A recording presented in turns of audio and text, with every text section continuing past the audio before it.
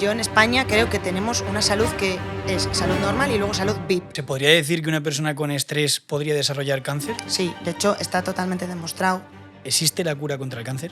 No hay cura contra el cáncer. McDonald's podría tener un tipo de contrato, convenio o algo con las farmacéuticas. Cada vez hay más personas enfermas, no solo de cáncer, sino de todo. ¿Tú qué conversación tienes con un paciente cuando le tienes que decir que le queda poco. Que tiene un cáncer terminal?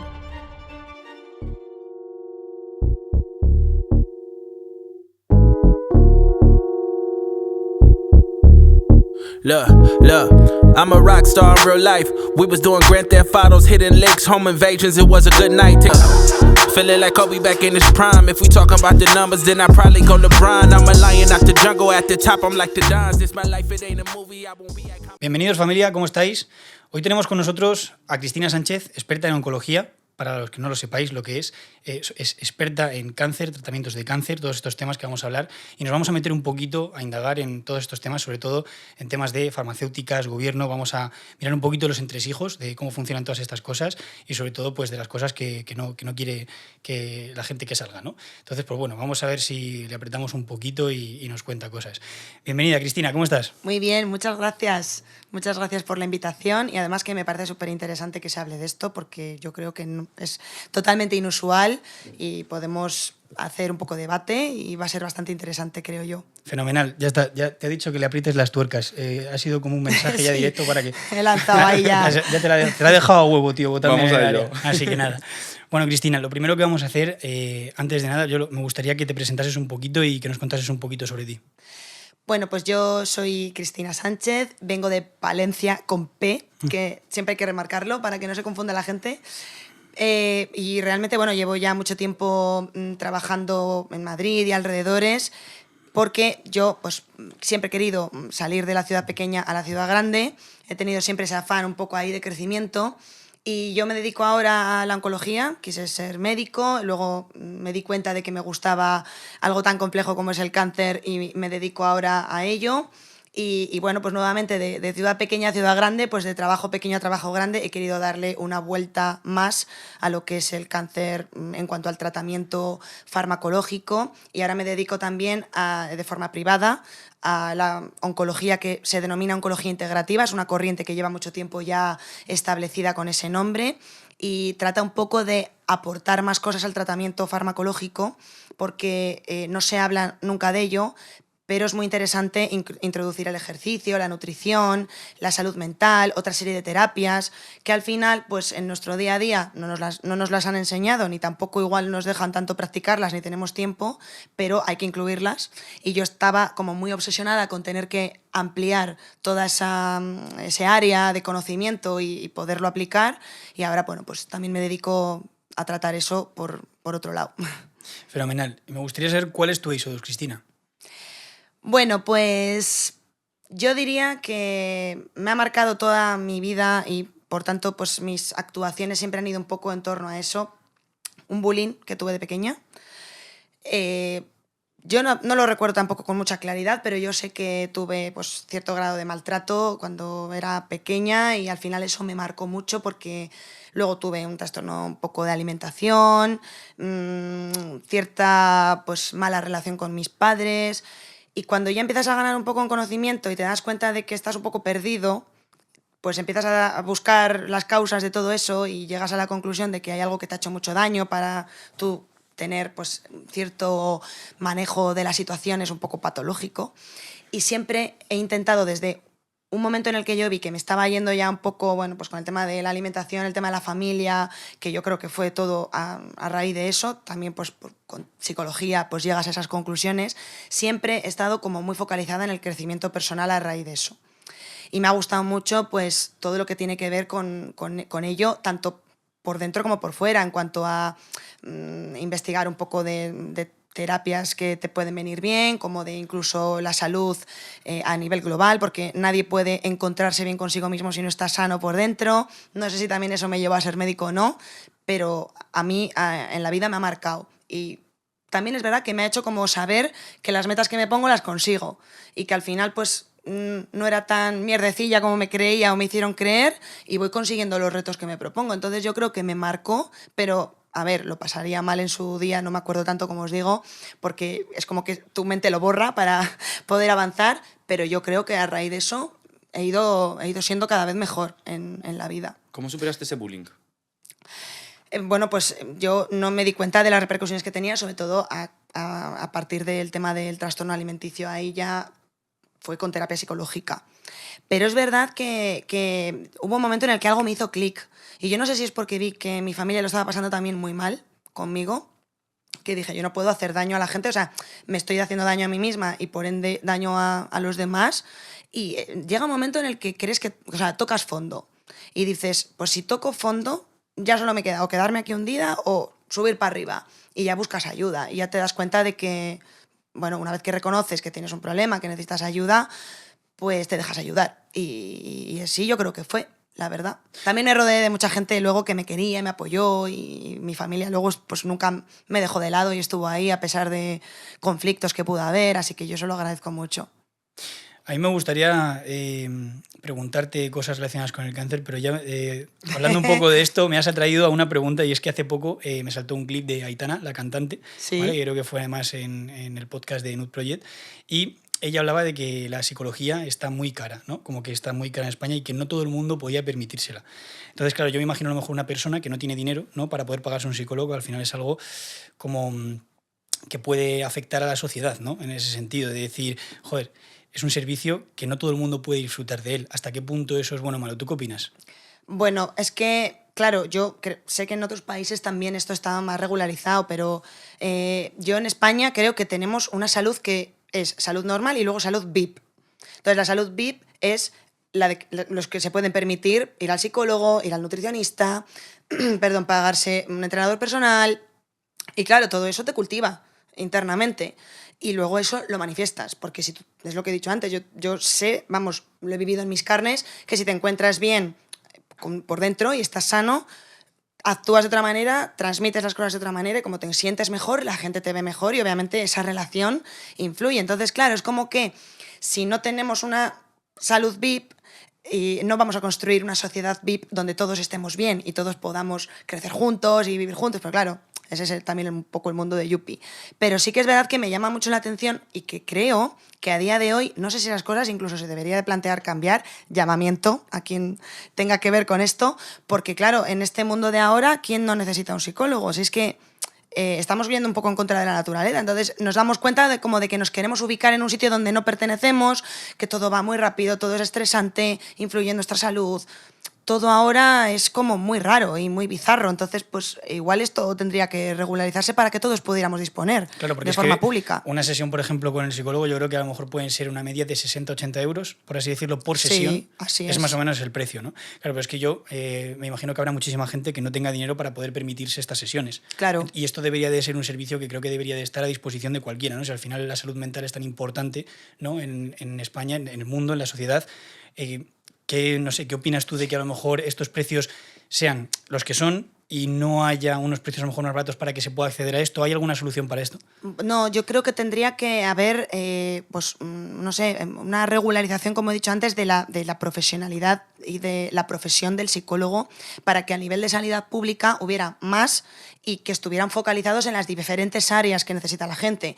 Porque claro, sí que es verdad que tú cuando vas a algo privado vas buscando el problema que tú tienes, quién te lo puede solucionar. Hay psicólogos que están más pues especializados en terapias de pareja o duelos por la muerte de un familiar, o en caso de oncología, psico-oncólogos. O sea, todo el mundo se especializa y esa persona va ahí porque le genera más tranquilidad. Entonces, claro, el psicólogo que ofrece la Seguridad Social es muy generalista siempre.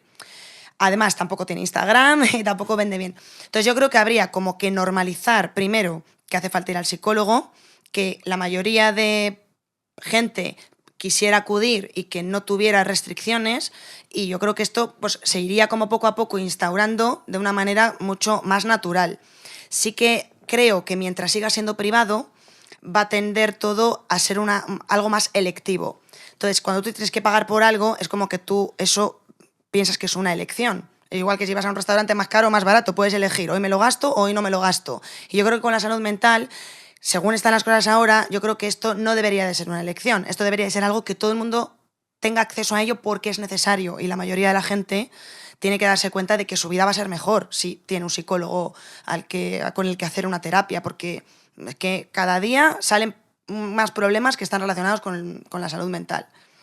Así que yo lo vería un poco por ahí. Claro, hablamos de la salud mental y retomando un poco la conversación del cáncer, vemos que desde pequeños a lo mejor ya tenemos como pensamientos de que dices, todo esto ha sufrido bullying, ya tenemos como el de decir, vale, cuando crezcamos, estar guapos, que si la presión de que tienes que tener un buen trabajo y tal.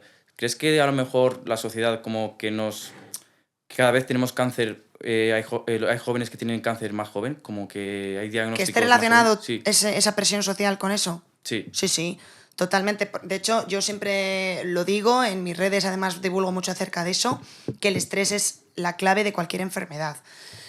No es un factor único y aislado, porque, bueno, ya me adelanto aquí a decir, no sé si luego hablaremos de estas cosas, pero ninguna enfermedad está causada solo por una cosa, al final y el cáncer menos, es algo multifactorial y no se puede atribuir a una cosa aislada. Pero es que el estrés, como está tan relacionado con todos los sistemas del organismo, todo, desde el sistema inmune, el sistema metabólico, la capacidad del sueño, la microbiota intestinal, incluso tu propia calidad de vida, que luego todo se retroalimenta porque como tienes peor calidad de vida también te sientes peor, entras en una depresión o comes peor porque también el propio estrés te hace comer peor para así pensar que te vas a sentir mejor, te mueves menos porque estás más cansado, porque tú mismo de tanta carga mental estás cansado como si hubieras hecho un montón de deporte y es simplemente carga mental. Entonces, claro, el organismo no está preparado para toda esa carga. Porque el estrés no supone una carga únicamente mental, supone una carga física, interna. Todos los sistemas se regulan entre sí y se regulan con una calma y con una rutina. El estrés te rompe las rutinas del cuerpo, te rompe todos los esquemas, toda la capacidad de equilibrio que tiene. Y a nivel molecular ya se ha visto que esto repercute en las células, en su maquinaria y por tanto, a la larga, no de la noche a la mañana, pues puede desarrollar una enfermedad oncológica por la locura que se desencadena. Que esto lo podríamos explicar de una manera mucho más científica, pero para que lo entienda todo el mundo es algo así. Al final el cuerpo no puede mantener un equilibrio porque no le estamos dejando y entonces pues las células se vuelven como locas. Claro, esto es muy difícil de entender porque como todo lo que estábamos hablando, todo va a esos niveles de rapidez y de estatus, porque al final lo que nos están exigiendo siempre es tener un estatus personal, social, laboral, de todo tipo. Todo el mundo lo está normalizando y nadie va al psicólogo. Nadie se da cuenta de que en su cuerpo están pasando cosas y en su mente están pasando cosas. Entonces esto se perpetúa.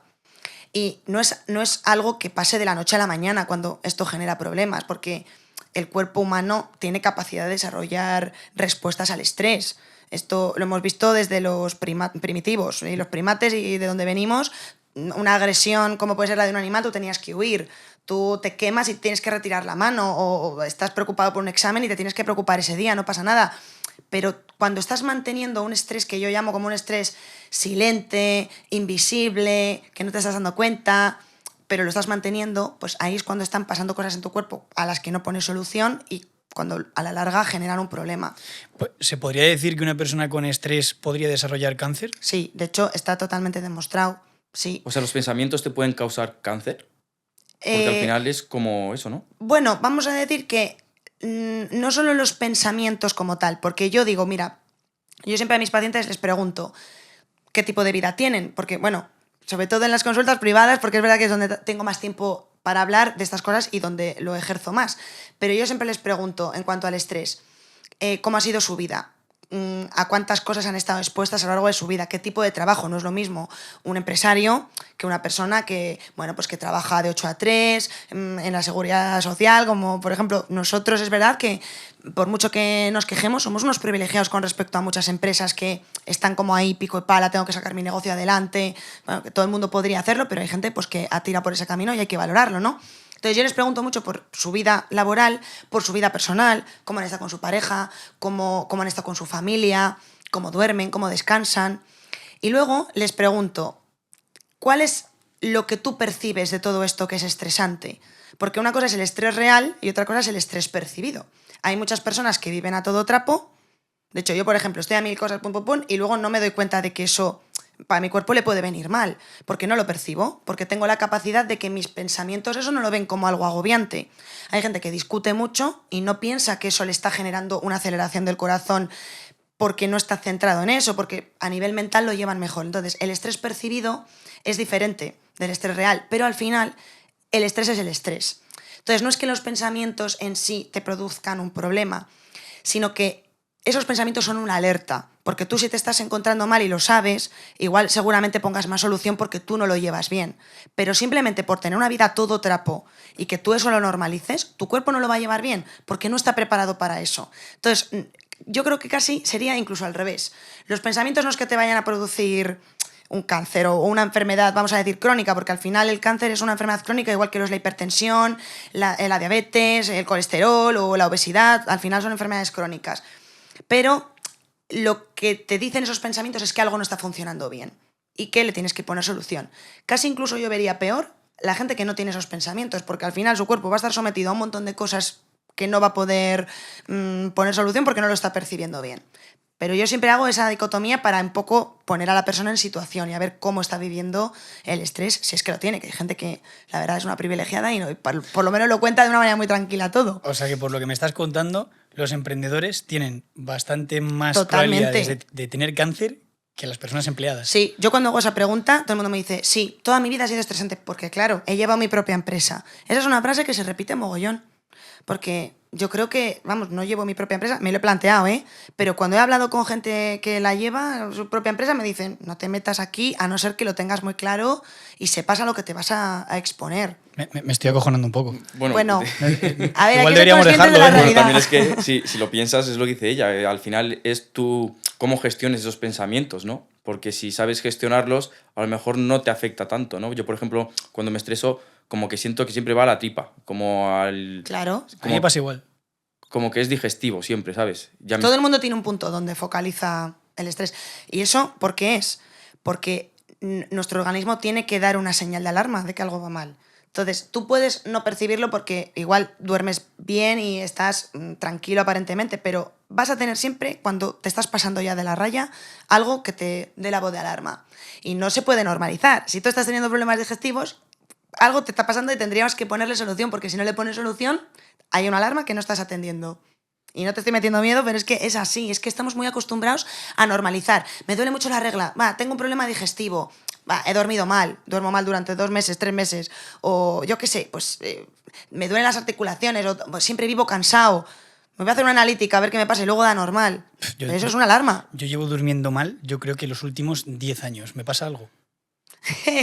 Pues de momento que igual hay que estudiar si tienes buenos hábitos del sueño, porque la mayoría de nosotros no los tenemos. Lo de irte a acostar con el móvil, las pantallas, la luz artificial. Ya está. Ya Claro, has dado en el clavo. eso puede ser la causa. No Una tienes por cosa- qué tener una cosa en la cabeza que no te deja dormir. Una cosa que estábamos hablando esta mañana es que a mí, no sé si es por el estrés o qué, no tengo apetito sexual. No sé si a lo mejor puede ser por el estrés o por... Pues puede Podría ser. ser. Puede ser. Tampoco tiene por qué ser algo que te genera estrés. Igual tú tienes un trauma ahí acumulado de algo que tú no sabes de dónde viene y que habría que mirar. Porque yo creo que todo lo que no es normal o todo lo que no es natural, porque bueno, eso puede haber rangos de sexualidad.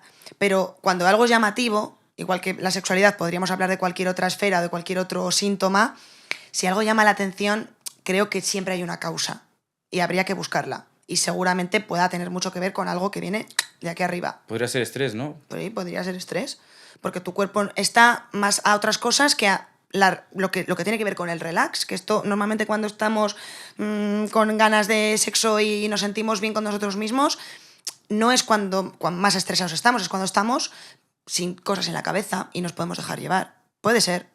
O que las Sí, cosas sí. que tenemos en la cabeza son precisamente esas, ¿no? Bueno, y también, obviamente, si tú estás obsesionado con que algo te tenga que salir bien o algo tienes que mejorar o algo tal y no lo haces como un progreso y lo quieres ya y esa inmediatez que también nos están imponiendo ahora en la sociedad, eso también te puede bloquear aún más. Es verdad.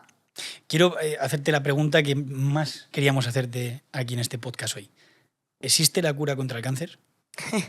A ver, yo creo que aquí hay que desmontar un gran mito que mucha gente piensa que de verdad el cáncer se puede curar a día de hoy y no estamos dando con ello porque hay algún interés o porque no nos centramos lo suficiente y no hay cura contra el cáncer porque el cáncer no es una sola enfermedad, son muchas enfermedades.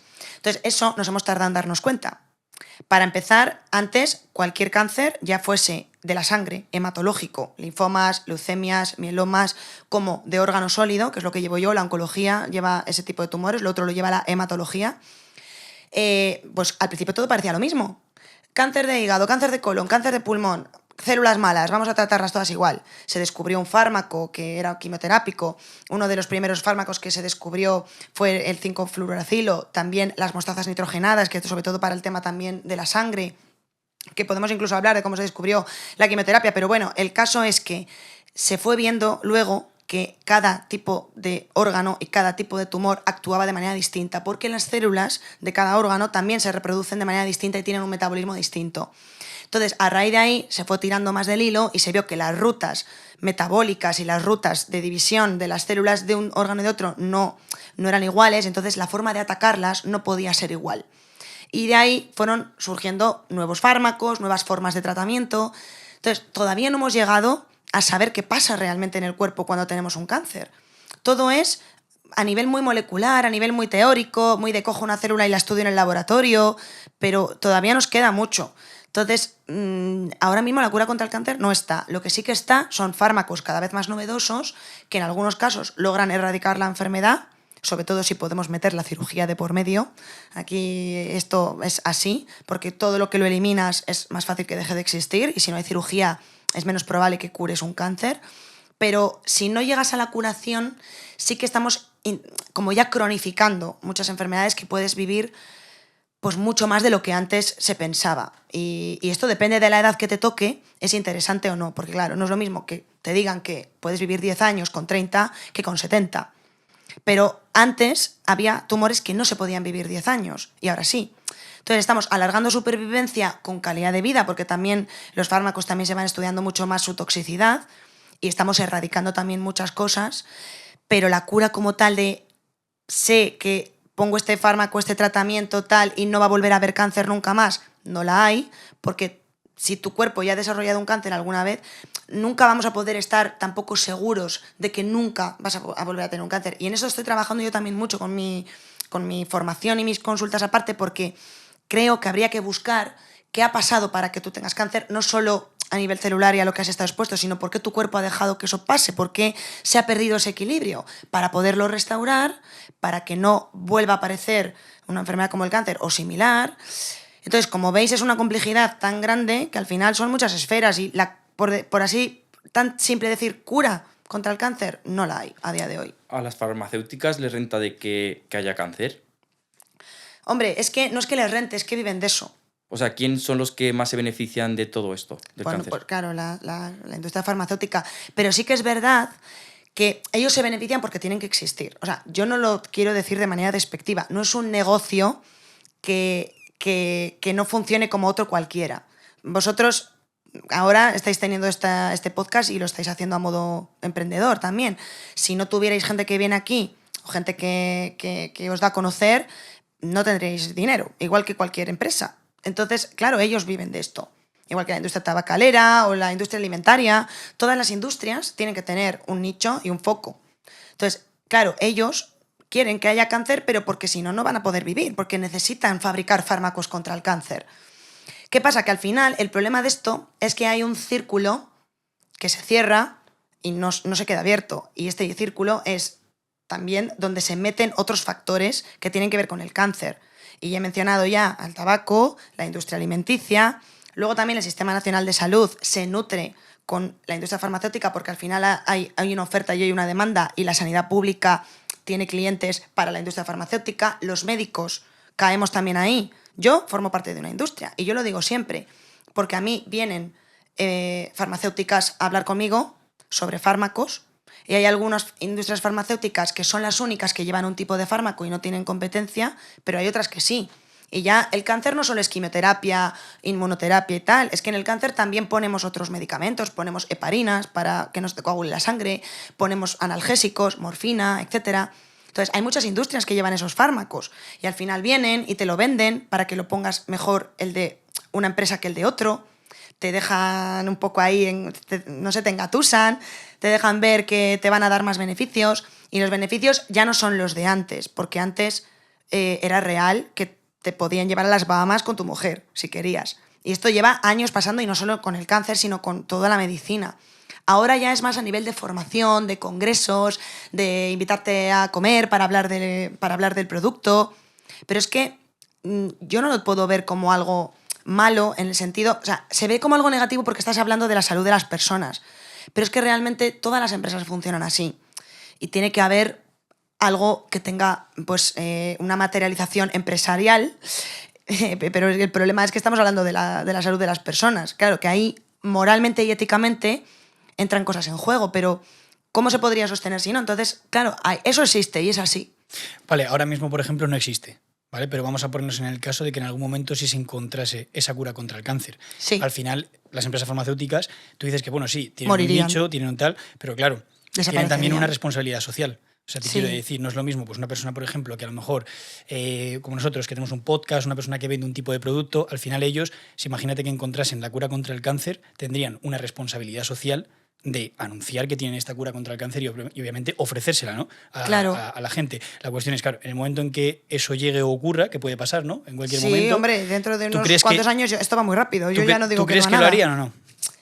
¿Crees que anunciarían esa cura contra el cáncer si la encontrasen? Fíjate que yo, es que me atrevería a decir que no sé, es que no lo sé. Ay, ¿qué harían? Pues, hombre, creo que igual algo tan grave como eso acabaría siendo muy difícil que lo oculten, porque es que eso sería muy moralmente negativo. Tendrían que decirlo. Sí, a ver, sería una putada, realmente, pero lo tienen que decir. Sí. A ver, es muy difícil que nos pongamos en esa situación, ya te digo, porque es una enfermedad muy complicada y lo digo de verdad que esto no hay nada detrás, es real, no hemos encontrado ni siquiera ponemos los fármacos sabiendo realmente a nivel celular qué pasa y por qué desaparecen las células y no vuelven a aparecer en unos años y tal. Nos lo imaginamos por lo que se estudia en los laboratorios, pero es que se ha visto claramente que lo que tú estés en un laboratorio, luego dentro del cuerpo humano pasan otras cosas, porque hay unos sistemas donde todo ocurre real, en la realidad está por dentro. No va a haber una cura tan fácil, ya os lo digo, pero creo que sí que tendrían que decirlo, sí. Y se acabaría el negocio y tendrían que buscarse dónde ubicarse cada uno. A mí se me ocurre que digo, claro, están las farmacéuticas, ¿no? Está, por ejemplo, McDonald's, que tiene animales. Les echan antibióticos a los animales. Esos antibióticos podrían ser cancerígenos, a la vez luego que eso tenga como un cáncer y a la vez el cáncer sea pagado por... O sea, Que no sé si me eso- explico. que estuviera todo el mismo- relacionado. Sí, o sea, ¿tú crees que podrían tener contratos unos con otros o ese tipo de Sí, relación? Yo, mira, voy a ser sincera. Yo pasé por una etapa incluso de veganismo también, porque vi vi varios documentales y también me relacioné con gente que era vegana y que me informó muy bien sobre esto. Y hay documentales en Netflix. Creo que hay uno que se llama Food Over Knives, que creo que es el que más me marcó a mí. Es que hace mucho tiempo también que los vi, pero bueno, hay mogollón. Hablaban de esto, precisamente. Yo luego dejé de ser vegana también por motivos míos de que, bueno, pues que dejé de creer un poco en todo eso a nivel personal, a nivel social y todo eso. Pero sí que es verdad que me di mucha cuenta del negocio que había con todo el tema de la carne y el tema de los alimentos procesados.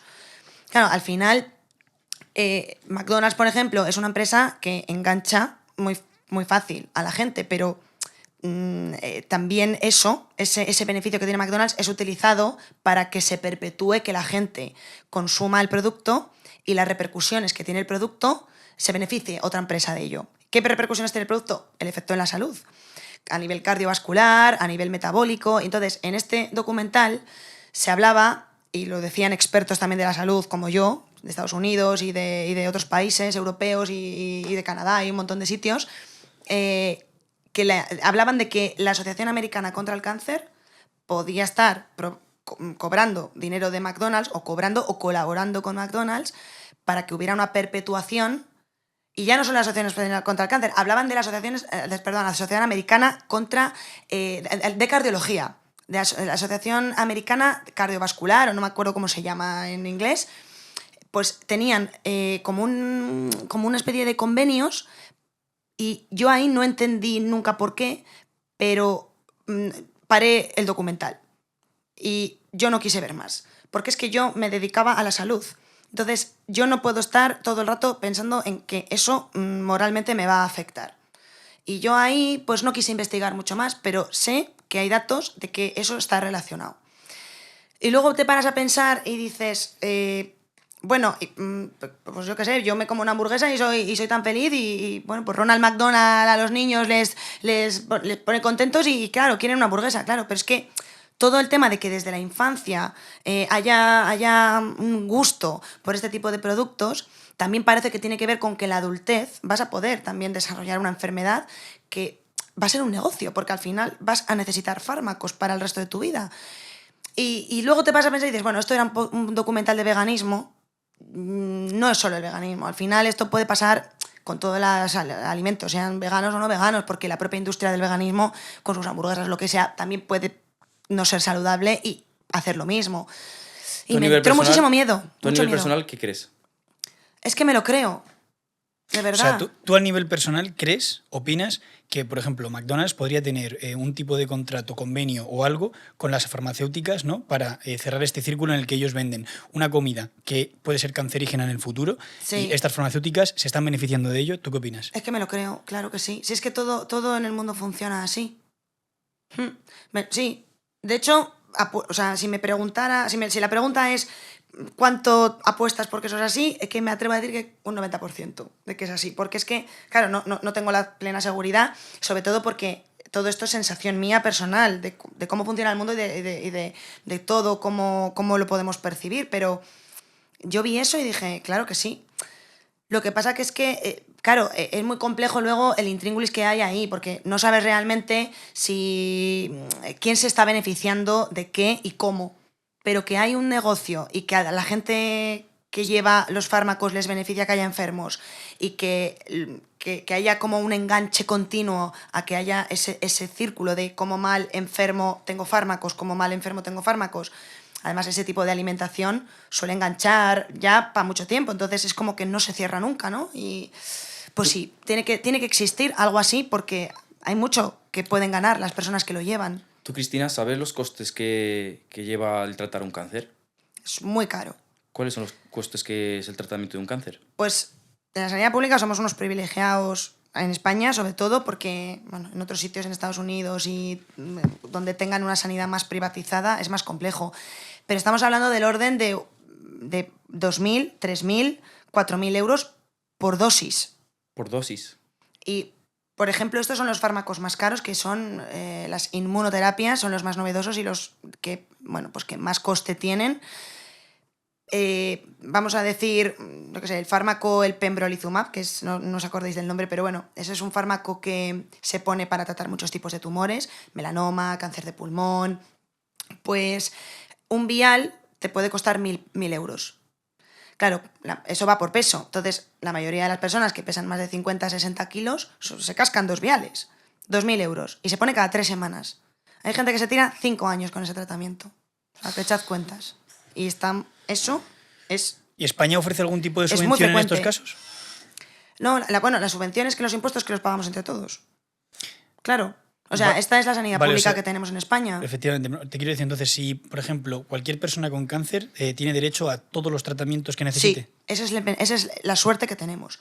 Luego, dependiendo de cada hospital, fármacos más o menos novedosos o fármacos que igual nosotros lo llamamos como fuera de ficha técnica porque hemos leído que se pueden utilizar pero no en la justa circunstancia en lo que lo vamos a emplear, o el cáncer en la etapa X habiendo recibido X fármacos antes, porque todo en oncología todo va por líneas de tratamiento.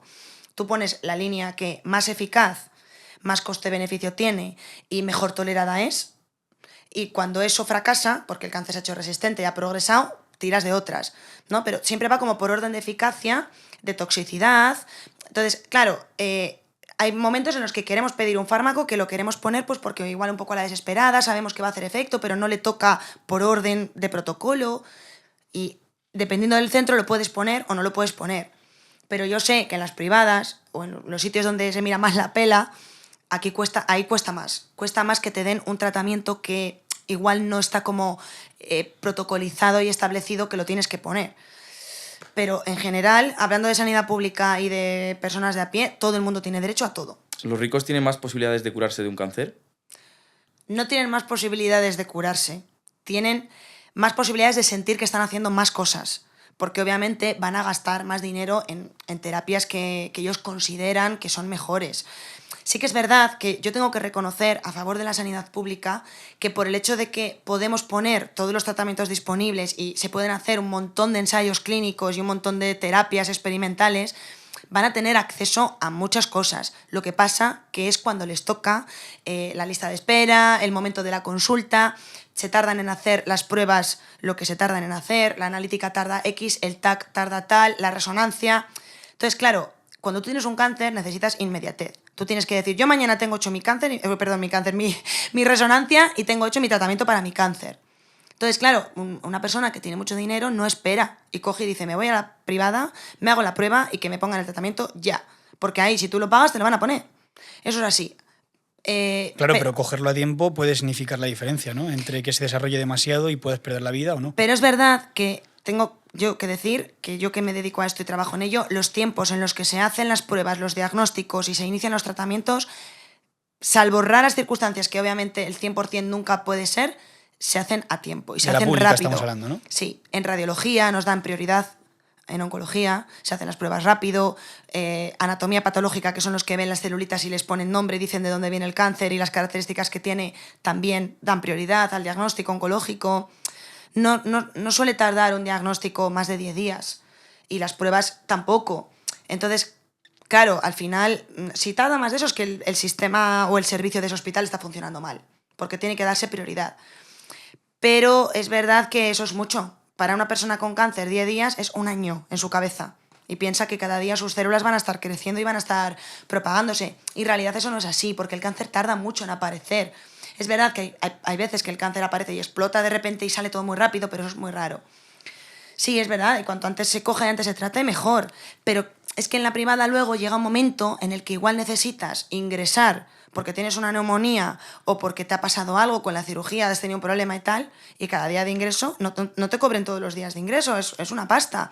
Y yo me he encontrado a muchos pacientes que después de haber estado mucho tiempo en la privada, tienen que venirse a la pública y no pueden cambiar de la privada a la pública si no pagan o cotizan para la seguridad social, porque al final solo tienen como un momento al año para cambiar de la privada a la pública, y es un jaleo, porque no te empieza a cubrir la privada todo lo que haces en la pública, solo las urgencias. Yo ahí tengo mis discrepancias con que sea mejor. Pero bueno, terapias que, yo qué sé, terapias raras que han oído hablar y tal y que las quieren probar, pues venga, van a por ellas y se lo pagan y tal. Yo te hablaba un poquito más de, porque claro, tú piénsalo, si eres millonario, al final te puedes raptar una persona y lo que siempre se dice de que le cogen los órganos a los niños y tal, a lo mejor tienes un cáncer y tal, ¿tú crees que eso a lo mejor te puede ayudar más? Que tengas capacidad de buscar las cosas por tu cuenta sin la ayuda de un profesional no quiere decir que vayas a tener buenos resultados, para nada. O sea, ellos yo creo que tienen las mismas condiciones porque es una enfermedad lo suficientemente compleja como para que tú por tu cuenta no puedas hacer nada. Otra cosa es que tú te dejes llevar por las cosas que te transmiten más confianza y más seguridad. Y que dices, bueno, pues es que yo estaba hablando con este médico que tiene su clínica en la Conchinchina y me ha dicho que es el mejor del mundo y me va a poner el mejor tratamiento del mundo, y el médico de la Seguridad Social no me ha hecho ni puto caso, me ha dicho que tengo un cáncer y me va a tratar y no me ha escuchado ni nada. Y te vas a ir al médico que te ha explicado las cosas bien o que te ha vendido una cura o un proceso mejor. Pero que tú tengas como en tu cabeza de ahora cojo, lo hago todo rápido, robo fármacos, si luego no vas a saber ni cómo ponértelos, ni quién te los va a poner. No, en el tema de la salud es muy complicado que se llegue a término. ¿Pero has escuchado casos de estos de que a lo mejor tratamientos innovadores o casos de que trasplantes y cosas de estas raras? No, yo la verdad es que sé que hay muchas personas que se hacen terapias alternativas, de una dieta de la luz y la oscuridad o del yin y el yang, de terapias intravenosas que no tienen evidencia científica, ojo que otros sí, O sea, ahora se le está poniendo mucho vitamina C intravenosa, eso está bien, pero hay gente que se pone pues sustancias de tipo herbáceas, o terapias más relacionadas con la medicina tradicional china, que en su caso en concreto no aplican. Bueno, pues eso sí, eso he visto un montón de cosas, pero no digo que existan, pero que por ejemplo un paciente tenga un cáncer de hígado y que en la seguridad social no se lo quieren trasplantar, porque hasta cierto punto te pueden ofrecer un trasplante, pero cuando eso está muy extendido y ya hay riesgo de que hay otros órganos que están afectados y tal, no te lo pueden trasplantar porque hay riesgo de que ese órgano vuelva a enfermar. O sea, todo tiene sus indicaciones. Si tú no tienes un organismo curado y tienes riesgo de que la enfermedad recaiga, no te pueden trasplantar un hígado por otro porque al final ese hígado va a volver a enfermar. Entonces, bueno, todo tiene sus criterios, pero nunca me he encontrado que se lo hayan hecho en otro sitio sin indicación. Pero no digo que yo no me lo haya encontrado, no quiere decir que no exista, porque sé que hay sitios que tú con dinero lo consigues todo. ¿Que eso sea bueno? No, porque si no está indicado, eso va a volver a pasar, va a volver a empeorar, no va a curarse. Pero por lo que te digo, va a tener esa persona, por haber pagado ese dinero, más sensación de que está haciendo más cosas. Claro. Vale. Una pregunta. Mucha gente en España habla de que la sanidad pública es una mierda, ¿vale? Y otra gente dice que la sanidad pública en España es una suerte, pero de la sanidad privada escucho hablar muy poco. ¿Tú qué opinas? ¿Qué es mejor, la sanidad pública o la sanidad privada? A ver, todo está bien y es válido, porque yo aquí obviamente hay que saber que hay oferta para todo en cuanto a las necesidades de cada persona y de cada paciente. Pero tenemos muy buena sanidad pública en España. Muy buena porque, por lo menos mientras podamos sostenerla, que yo tengo mis dudas de cuánto de sostenible es esto, porque ya os acabo de decir lo que cuesta un tratamiento y cada vez hay más personas enfermas, no solo de cáncer, sino de todo. Entonces, al final, va a llegar un momento en el que igual los costes hospitalarios y los costes de las consultas y los costes de los tratamientos ya no se puedan renovar de ninguna manera. Pero bueno, mientras esto siga así, tenemos una suerte que te cagas, porque al final estamos teniendo tratamientos pues siempre que queremos, a nadie le decimos que no. La atención es medianamente buena y para las cosas que son... Digo medianamente buena porque hay muchos profesionales que igual están quemados y esto sí que pues, la gente lo percibirá. Pero que es verdad bueno, pues que existe la opción de la privada, que yo siempre digo que en la privada debería de estar la gente como muy concienciada de que es para las cosas de más inmediatez, pero no para las cosas que necesiten una terapia muy prolongada en el tiempo y que cueste mucho dinero y sobre todo que haya riesgos de complicaciones, porque al final eso va a ser insostenible para la privada, pero está muy bien para cosas que son más puntuales, de revisiones trimestrales, yo qué sé, pacientes que igual quieren dar a luz o el tema ginecológico por lo privado, pues no pasa nada porque te van a atender genial, vas a tener seguro pues una calidad asistencial que no te van a dar en la pública porque estás compartiendo habitación, porque te vas a sentir más desatendido, porque te van a ver solo una vez al día y no te van a ver a cada hora que tú necesites, genial, pero en algo como el cáncer yo creo que en una etapa inicial o una cirugía o un tratamiento que va bien, pues está genial, pero yo sí que estoy viendo que cuando la cosa se complica y es más compleja, tenemos que pasar a la sanidad pública. Pero la privada está muy bien para las cosas que es la inmediatez, la sensación de que te están atendiendo mejor porque para eso es. Yo he trabajado también en algunos sitios que son privados y no tiene nada que ver. Tú te focalizas mucho más en la calidad asistencial, también el trabajador sufre más porque tiene que estar con más presión para eso y no dejas por ello de atender la enfermedad como la tienes que atender porque obviamente por ética y por moral le tienes que poner el mismo tratamiento, o incluso el mejor para que esté bien, pero cuando eso se pasa de castaño oscuro es insostenible ya en cuanto a que todo se está complicando y necesita mucha atención, sí que al final eso tiene que ser en la pública porque la privada no puede con ello. Si pudiera con ello y tuviera todos los recursos del mundo, seguiría siendo el mismo tipo de trato a lo largo de toda la enfermedad. Pero en el cáncer, cuando ya pasamos a una etapa avanzada y de riesgo de complicaciones, sí que es verdad que creo que la sanidad pública gana. Alguna vez, yo supongo que te habrás encontrado casos, ¿no?, de personas que, oye, les diagnostican cáncer y tal, y en medio del proceso llegas a descubrir, ¿no?, que les quedan a lo mejor meses de vida. Vamos a poner, por ejemplo, 5 meses de vida, ¿no? Uh-huh. ¿Estas personas qué hacen? Pues, a ver, a mí me hacen muchas veces la pregunta de cuánto tiempo me queda. Y es verdad que yo no tengo la bola de cristal. Hay personas que... Nosotros nos basamos todo por estadísticas. A ti te dicen, en este estudio tú has puesto este fármaco y estas personas, que son normalmente miles de personas las que están en ese estudio, la mayoría han vivido más de 5 años. Y tú dices, vale, pues la mayoría de personas que yo trate, por estadística, van a vivir más de 5 años, pero hay algunas que van a vivir 10, o igual no tanto 7, y hay algunas que van a vivir 2 o 1, porque se puede complicar la cosa de cualquier manera o porque su organismo no va a tolerar el fármaco igual de bien. Aquí hay que buscar un equilibrio entre lo que yo le pongo al paciente y lo que el paciente, su cuerpo, es capaz de hacer.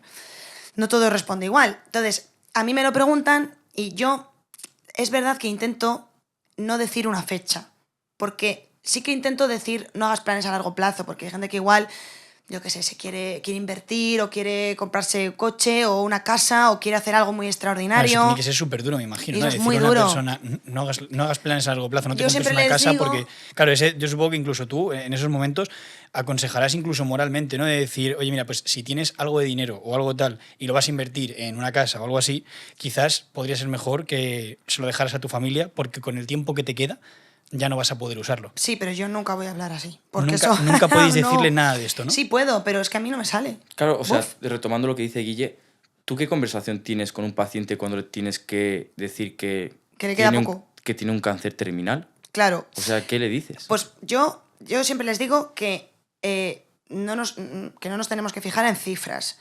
Que es verdad que a la familia igual, que no es el propio paciente y que lo van a poder gestionar muchas veces mejor, les voy introduciendo un poco de las estadísticas. Pero yo siempre les digo que son números en un papel.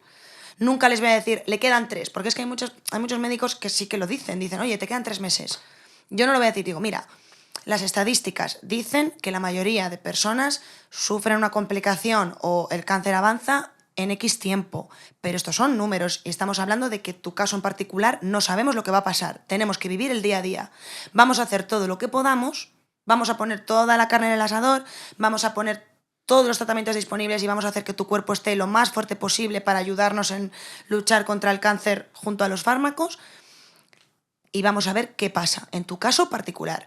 Pero claro, sí que es verdad que les tengo que decir que tiene que vivir el día a día. Por eso, esa frase que me has dicho antes de no hagas nada, tal y cual, no lo digo, pero se sobreentiende cuando les digo día a día, no sabemos lo que va a pasar, es que igual mañana cambia todo. Igual te encuentras peor dentro de unos días o igual te encuentras mejor, vamos a ir viendo. Cuando la gente se mete ya en la rutina del tratamiento, ya empiezan a pensar más en el día a día. Al principio es todo más caos. Vale, yo imagino, al final las personas, cuando tú estás hablando con esto o sea, con ellos de esto, ellos entenderán que hay una franja de tiempo que puede ser un año, vale, pues más o menos me Sí. puede quedar un año de vida. Sí. Puede ser más arriba o más abajo, como tú dices, son números al final sobre el papel, pero realmente ellos ya saben que tienen en torno a un año, ¿no? Estas personas, cuando salen de la consulta, ¿qué hacen en su vida? O sea, dejan de trabajar, pasan más tiempo con su familia, van a cumplir el sueño que les faltaba. ¿Qué hacen estas personas? Pues yo me he encontrado de todo, porque hay personas que, por ejemplo, piden una invalidez o una incapacidad, porque también es verdad que físicamente hay cánceres que tienen pues mucha repercusión y les invalidan mucho, o se cogen una baja, una excedencia, lo que quieran. Y dejan de trabajar, porque obviamente no quieren, no se van a concentrar, físicamente no pueden, lo que sea. Quieren pasar más tiempo con su familia, tal. De eso me he encontrado. Pero también me he encontrado gente que no quiere vivir con la sensación de que está enfermo y quiere mantener una normalidad y mantienen su trabajo mientras puedan y les permita el cuerpo, no quieren hablar del cáncer nunca y vienen a las consultas y se ponen el tratamiento pero luego van a sus casas y viven normales. O sea que me he encontrado de todo. Pero volviendo al inicio de lo que estábamos hablando en el podcast, yo creo, sinceramente, que todo paciente oncológico debería de tener un psicólogo al lado, para poder gestionar bien estas cosas, porque no es fácil, no es fácil tomar las decisiones además que tienes que tomar, ¿no? Porque es lo que me acabas de preguntar, es que hay gente que igual le entran ganas de suicidarse porque no quiere vivir un año pensando en que igual se muere o igual no. ¿Y el servicio de psicología está incluido dentro de toda la terapia? Sí, nosotros tenemos psicooncólogo en el hospital, pero sí que es verdad que solo mandamos casos determinados que pensamos que se encuentran mal, que pensamos que psicológicamente no lo llevan bien, que son muchos. Y al final, pues, la psicóloga hace lo que puede porque no puede atender a todos los pacientes del hospital y tenemos una chica. Pero para mí tendría que estar pegado al tratamiento, el psicólogo. Tendría que tener todo paciente oncológico, su nutricionista, su entrenador personal y su psicólogo. Para mí son 3 pilares fundamentales. pero en la sanidad pública no se hace así. En muchos centros están ya estableciendo que esto sea así, que es lo que llamamos la oncología integrativa. Lo que pasa que yo estoy convencida de que no lo hacen a todos los pacientes. Se selecciona aquel que tiene unas características para ir a uno u otro profesional y se le deriva. Pero a mí me parecería lo ideal como parte del tratamiento para todos. A ver si en algún momento se puede conseguir, que cada vez estamos luchando más por ello y cada vez hay más evidencia de que los tratamientos van mejor, psicológicamente están mejor, los efectos secundarios se llevan mejor. O sea, tú cuando le comunicas a un paciente que le queda unos meses de vida, ¿tú crees que cuando se lo comunicas es la forma más adecuada y más compasiva de comunicárselo? Porque claro, tú a lo mejor llegas a tu casa y dices, joder, yo es que a lo mejor le diría esto. Sí, forma a ver, personal. esto se va entrenando. Al principio te da mucho miedo responder a esas preguntas cuando empiezas a trabajar de esto. Que de hecho muchas personas me dicen, ojo, no sé cómo puedes, tal. Digo, pues mira, yo tampoco, la verdad. Porque al final te lo tienes que tomar como que es parte de tu trabajo y realmente es algo duro porque es algo muy, Yo muy creo que es la sentimental. profesión, ahora mismo que lo estoy pensando, no se me ocurre de verdad, profesión más dura que una que tengas que decirle a una persona, te vas a morir. Sí, y aparte, también sabes lo que influye mucho, cómo te encuentras tú.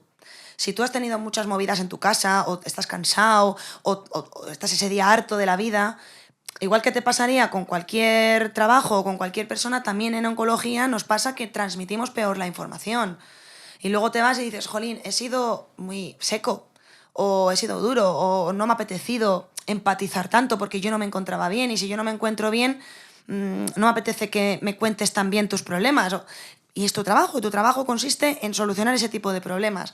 Entonces, yo me he ido muchas veces a casa sintiendo que no lo he hecho bien. Pero también aprendes a entrenarlo porque vas viendo cuáles son los mensajes que calan mejor, que llegan mejor, que el tono con lo que transmites. Y salvo días puntuales que igual no estás a la altura, vas aprendiendo a cómo comunicarte con los pacientes. Pero todo depende mucho también de la persona.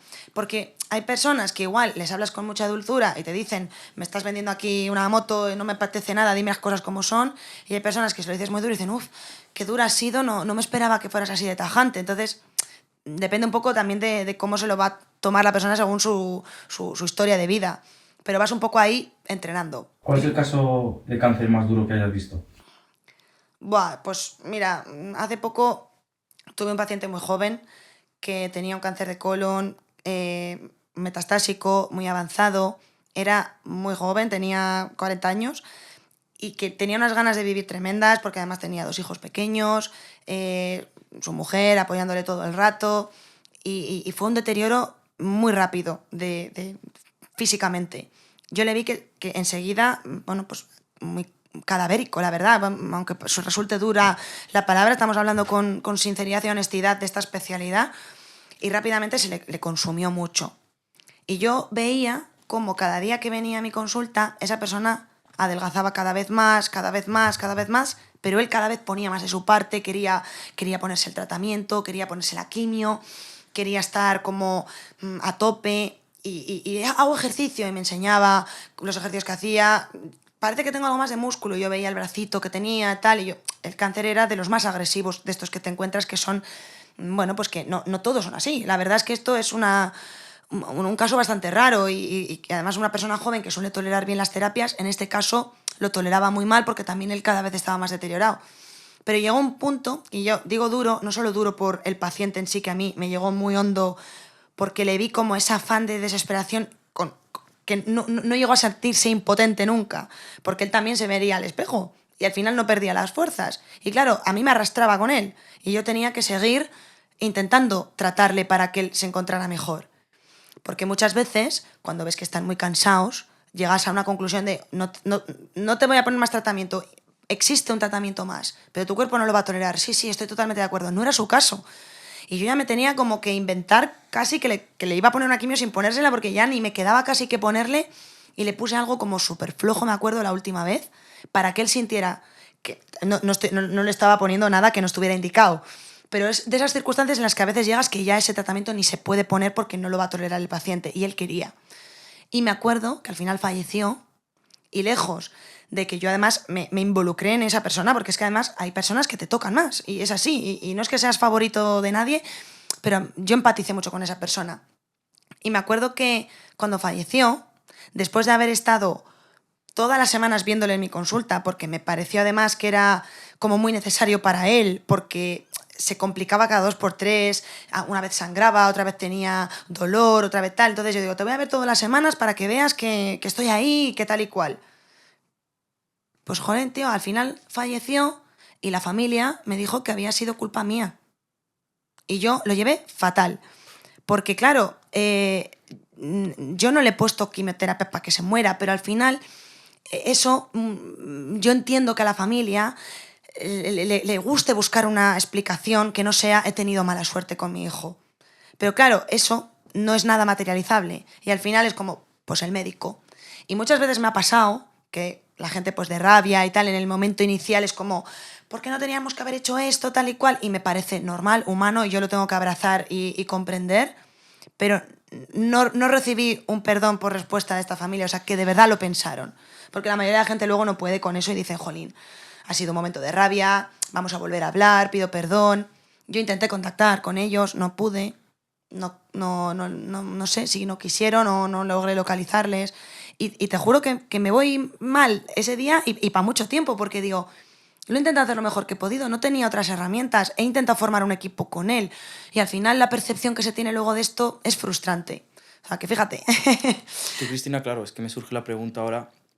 Claro, tú ves casos muy duros de cáncer, ves Sí. personas jóvenes de todo tipo. ¿Tú crees que intentas valorar más los momentos pequeños de la vida? Yo siempre pienso que por mi trabajo eso tendría que pasar y de hecho muchas veces lo hablamos entre nosotros, los profesionales y los compañeros o incluso con mi familia o mis amigos. Digo, jolín, es que yo según a lo que me dedico, de verdad, no vamos a desaprovechar este momento o no vamos a discutir por esta bobada, vamos a centrarnos más en las cosas que importan. ¿Qué va? Luego te intoxicas como todos.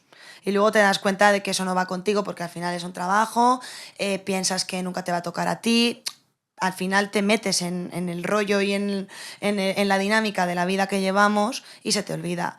Pero salgo muchas veces pensando eso. Lo malo es que me dura poco, a mí y a todos, porque al final rápidamente eso, te vuelves a intoxicar. Pero sí, deberíamos de planteárnoslo más. Las personas cuando se enteran de que tienen cáncer, ¿qué es lo primero que cambian de su personalidad? Hay gente que no cambia su personalidad, sino que lo manifiesta en los momentos difíciles porque, bueno, pues hay gente que es muy agresiva siempre y se pone más agresiva y más intolerante con la familia o contigo o con quien sea, pero sí que la mayoría de la gente se vuelve como más calmada. Es como, voy a centrarme en que ahora tengo algo duro y tengo que hacer lo mejor que pueda las cosas.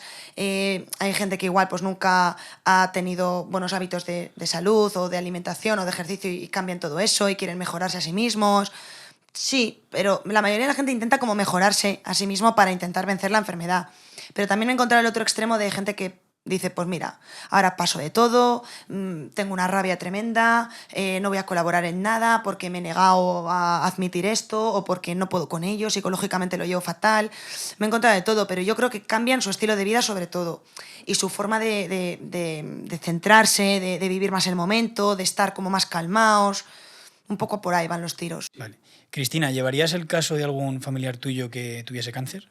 Uf, madre mía, pues yo creo que no. No, porque es que no podría estar a la altura. No sabría yo, como hemos dicho antes, hay que estar por dentro bien para poder transmitir bien las cosas y para poder hacer bien tu trabajo. Yo creo que aunque no quieras, yo me bloquearía mucho. De hecho, no se suele hacer así, porque hay como cierto protocolo en eso de... Yo creo que es un protocolo no escrito, pero ahora hasta dudo de si está escrito que no puedes llevar a un familiar tuyo.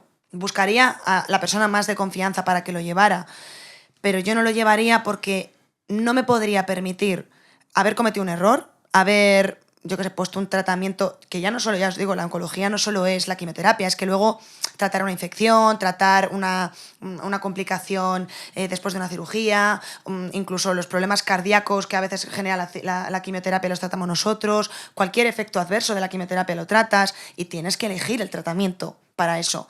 A veces, pues, oye, pues igual no era el más adecuado, tal, yo qué sé, pues me pueden surgir millones de dudas. Y la carga ya no es por egoísmo, porque yo me puedo considerar muy buena médico para ese familiar, pero es que yo creo que si luego pasa lo que sea y me quedo yo en el mundo, esa carga no la voy a poder asumir. Y creo que a mi altura, como profesional, hay también otros profesionales que lo van a hacer igual de bien que yo, con más imparcialidad y con más calma y con más raciocinio. Entonces, la respuesta yo creo que es no. Y tampoco creo que mi familiar quisiera que yo le llevara, porque al final iba a ser como un estrés de tengo confianza, todo te lo transmito, tal. No sé, sería un poco raro y un poco complicado. Yo, Cristina, te quiero hacer una última pregunta. La verdad es que no te la quiero hacer, pero te la tengo que hacer. Uy, madre. Imagínate que te diagnostican un cáncer terminal y te quedan 2 meses de vida. ¿Qué harías en esos 2 meses? Es que encima bueno, pues como que a veces te lo has planteado, ¿no? De qué haría si me pasara a mí. Y yo creo que después de todo lo que he visto y de cómo se vive esta enfermedad y de cómo yo quiero que la gente viva la enfermedad, yo creo que de verdad es como yo quiero sentir la enfermedad si me pasara a mí. Que es viviendo pues, los últimos meses que me quedan de la mejor manera posible, en cuanto a disfrutar tiempo con mi familia, disfrutar de cosas que me gustan, de estar con un ambiente lleno de cosas buenas para mí, de lo que yo siempre he disfrutado. Pero, claro, llegaría la delgada línea entre el tratamiento me va a dejar hacer todo eso o no. Me refiero... Por los efectos secundarios y tal que O sea, conlleva. 2 meses sin tratamiento. En plan, sabes que te quedan 2 que meses... yo no voy a tener ya tratamiento. Porque claro, es que también puedes elegir si te pones o no la quimio. Porque yo no pongo a nadie un puñal ahí en la espalda o en el cuello para que la gente se te se dan trate. 2 meses. Te dan 2 meses. Sí, pues me dan 2 meses y no puedo hacer nada más, ¿no? Ni tratarme ni no tratarme. O sea, tú estás mal, pero ya está, 2 meses. Pues dentro de mis posibilidades físicas haría todo lo posible para cumplir los objetivos o los deseos que me quedarían por cumplir en la vida. Y estaría dedicándome cada día de mi vida a hacer eso. Y suena un poco a cliché y a película de americana, pero es que ¿qué más puedes hacer? Si es que ya no vas a tener más tiempo. Entonces, yo creo que estar 2 meses llorando y encerrado, al final eso no te va a aportar nada más y te vas a poder ir haciendo las cosas que de verdad te han gustado, pero creo que es difícil hacer ese clic. Yo creo que ahora lo veo desde fuera y si estuviera dentro no sé si sería capaz, pero creo que me lo propondría 100%, la verdad. ¿Tú querías en esos 2 meses, Guille? Yo creo que lo mismo que está diciendo ella. Al final aprovecharía tanto para estar con mi familia, obviamente, y con las personas con las que quiero estar, pero intentar terminar a lo mejor algo que me haya quedado pendiente por hacer, alguna aventura. Vamos, yo creo que de todas formas, en el momento en que tú ya sabes que te quedan 2 meses de vida, por lo menos para mí, creo que sería imposible ser optimista de ninguna manera. O sea, al final todo lo que vas a hacer, lo vas a hacer sabiendo que ya todo se acaba y va a ser una tristeza constantemente. ¿Tú crees que sería una tristeza o más como el este de que dices, joder, lo voy a dar todo como... Es que si sabes ya que te quedan 2 meses, Es duro, es complicado. Sí. De hecho, yo, o sea, esta pregunta me ha encantado porque en este podcast, a mí las personas que se me han ocurrido todo el rato, en las que estoy todo el rato pensando, es en este típico perfil, ¿no?, de persona que no para de trabajar, que está todo el día trabajando, que dedica poco tiempo a su familia, que vive demasiado estresado, que vive Y ese luego estilo igual de ni vida. puedes usar todo ese dinero para las cosas. Claro, eso es, que viven en automático, ¿no? Y pienso, joder, ¿cambiaría su vida si por un momento entrasen en una simulación de que tienen cáncer y les quedan 2 meses? Claro. Entonces, claro, yo lo pienso y digo, joder, a lo mejor, ¿tú crees que sería conveniente para la sociedad que existiera una especie de simulación en la que tú sientas que tienes cáncer, que sepas que te vas a morir para que pudieras ver la vida de otra manera? Es que la gente baja el ritmo cuando le diagnostican un cáncer. Entonces yo creo que si hubiera una simulación a nivel global, bajaríamos el ritmo, porque se nos olvida lo de hay que trabajar para vivir y no vivir para trabajar. Eso es una cosa que se dice mucho, pero luego la gente pone, como tú dices, el piloto automático. Sí. Y de hecho, yo cuando hablo con las personas, la mayoría de la gente se arrepiente de no haber bajado el ritmo, porque mucha gente percibe que ha perdido su vida haciendo cosas que al final luego no le han salido tan rentables, por así decirlo. Lo que pasa que es muy duro hacer esta simulación, pero bueno, hay que ser conscientes de que no tiene por qué ser un cáncer lo que te pase. Es que igual ahí salimos y nos pilla un coche, ¿no? No tienes por qué pensar... O sea, yo creo que tenemos que bajar los pies a la tierra y decir, somos vulnerables y nos puede pasar de todo y la vida se puede acabar mañana. Sea un cáncer, sea uno que se vuelve loco y me pega un tiro, o la típica maceta que dices que se cae de la ventana del vecino de arriba. Pues hay que vivir la vida pensando en que no es infinita y eso nos cuesta mucho. O sea que sí, podríamos decir que sería adecuado Sí. que simuladamente, ¿no?, La muerte en todos general. pasáramos por un cáncer, ¿no? Sí. Es Sí, duro sí. de decir, pero es algo como que a la Podría sociedad, ser una solución quizás para bajar un poco ahí el para ritmo. bajar el ritmo y las pulsaciones. Yo ¿no? creo que en Y esos 2 todo. meses descubriría realmente qué es la felicidad de la vida, no sé. De lo que ¿Qué es lo que te disfrutar. hace feliz? Claro, ¿qué es lo que te hace feliz realmente? ¿Qué expectativas tienes sobre este podcast? Yo creo que vamos, a tope. Mira, todo lo que se haga con ilusión, con esmero, con ganas y con dedicación y entrega, no puede salir mal. ¿Y el tuyo en concreto? Pues es que yo tengo un podcast que lo tengo un poco aparcado porque no es mi base. No, me refería Ah. el tuyo, este podcast en Porque te concreto. digo, yo también tengo un podcast Y ahora el tuyo te de pregunto lo que diga tu también. oncóloga. Bueno, pues yo creo que a la gente este podcast le gustará porque al final hemos hablado de cosas muy, muy controvertidas y, oye, si os doy impulso y beneficio, pues, oye, ya me lo diréis y vengo más veces o colaboramos de alguna manera, yo encantada. O sea, ¿tú crees que la gente debería tener más interés por estos temas? Sí, yo creo que la gente debería de tener interés. De hecho, el gran problema que tengo yo con la divulgación en redes, en mi tema, es que mucha gente dice que meto miedo. Y yo no intento meter miedo, yo lo que quiero es que la gente sea consciente de lo que existe en la vida. No engaño a nadie. Hablo pues de factores de riesgo, hablo de cómo funciona el hospital por dentro, cómo funciona el cáncer, qué pasa. Y yo creo que la gente tiene derecho a saber que si esto es una realidad que todo el mundo puede padecer, tenga toda la información necesaria, pero no es meter miedo. Lo que pasa es que la gente pues no quiere escucharlo. Al final también es verdad que todos podemos tener cáncer en cualquier momento Claro. y creo que el desconocimiento sobre todo, ya no de la enfermedad, sino de todo el proceso que se lleva a cabo, es también una cosa que te hace entrar mucho en shock cuando descubres que tienes cáncer. Hombre, claro. Quizás el ponerte también en preaviso un poco, tener esa información, saber cómo funciona todo, te hace, quieras que no sufrir tanto shock, ¿no? Cuando llegas y de repente dices, ostras, qué Sí. de cosas son y cómo es esto de frío, ¿no? Y además es que mi objetivo es que, a ver, como que de algún modo la gente disfrute viviendo mejor.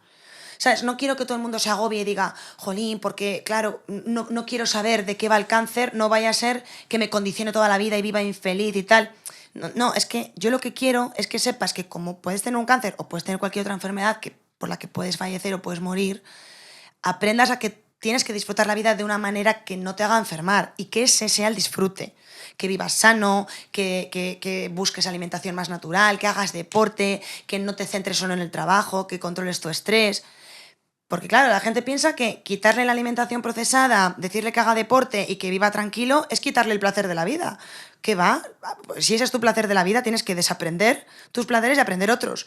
Entonces mi objetivo es ese, que digas, jolín, quiero empoderarme tanto y vivir tan bien para vivir más y mejor, que eso me hace feliz. Pero la mayoría de la gente tiene el concepto erróneo y dice, no quiero saber nada de lo que es el cáncer, ni quiero saber nada de lo que tengo que hacer para no tener un cáncer porque me va a cambiar la vida y no quiero cambiar mi estilo de vida. Y me parece un poco error, entonces estoy un poco por ahí, por ese objetivo también. ¿Y tu podcast para cuándo? Pues mi podcast está poco a poco, porque claro, como no saco tiempo para nada casi de mi vida, yo trabajo en el hospital, tengo las consultas, divulgo en redes sociales, hago tal, pues el podcast voy como poco a poco subiendo episodios, pero me gustaría incluso hacer entrevistas también y yo creo que sí que voy a buscar un momento para tener una continuidad y unos días de subir episodios y hablar de cosas interesantes, porque voy como poco a poco según me va surgiendo, pero sí que le quiero dar más forma. Fenomenal, Cristina. Pues vamos, yo por lo menos las expectativas que tengo de este podcast son buenas. A mí me ha gustado mucho todo lo que hemos hablado. Me ha parecido que aparte de que, oye, hemos hablado de temas interesantes, ¿no? Y hemos destapado, ¿no?, algunas cosas que se tenían Sí. por ahí pendientes, como el tema de la cura contra el cáncer, etcétera. Yo creo que has dado también muchos datos, has aportado mucho valor y creo que has concienciado mucho también a la gente de que tiene que aprovechar su vida, que es lo más importante ahora mismo, ¿vale? Muy bien. Así que nada, muchísimas gracias, Cristina. A Ha sido un vosotros. placer. Muchas gracias.